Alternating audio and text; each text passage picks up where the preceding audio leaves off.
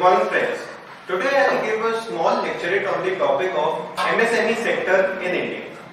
Friends, MSME or the micro, small and medium enterprises sector has a different niche in the Indian economic setup. Friends, we can also make out the importance of this sector by the recent push given by the Government of India in the recent Atmanirbhar Bharat Abhiyan, where the definitions of various MSMEs have been changed and the manufacturing and services MSMEs have been brought into a single regulation fold. Friends, we can gauge the importance of this sector by the fact that there are over 6 crore MSMEs employing over 11 crore of Indians, that is more than 2/3 of the formal labor force, and contributes around 33% of the Indian GDP.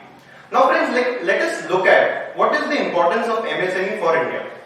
Firstly friends, a growth in MSME sector would lead to formalization of labor force, and we would be able to avoid instances like the reverse migrant exodus that happened during the lockdown. Secondly friends, it leads to grassroots adoption of technology, as most of the MSMEs are present in tier 2 and tier 3 cities, so it has ripple effects on the tech adoption in those cities. Thirdly friends, it leads to a better impetus in the rural economy. Friends, MSME sectors are involved in value addition, so rather than selling the raw products to the market, people would be involved more in value addition and processing of the food grains, which would lead to more wealth creation in rural areas.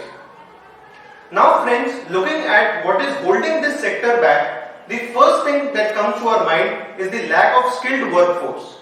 Friends, you would be surprised to know that only 4% of India's formal labor force has some sort of certified course behind them, which leads to very exorbitant costs of finding skilled manpower for MSME sector. Secondly friends, when it comes to regulations, India has a notorious reputation of being an over-regulated sector. Now, for this, the government is taking many initiatives to improve our ease of doing business rankings, but still some areas like taking clearances for land and electricity mobilization requires a manual interface, which is really time consuming. So friends, to propel this sector forward, I think the Skill India mission that the government has initiated would have to be conducted in a mission mode, so that we can skill more than 8 crore people who would come into the labor force by 2025. Further, we need to promote more portals like the Udyam portal, which has online clearances for the small businesses. It would not only save transaction time but also bring in more technology and investment into the sector. Thank you.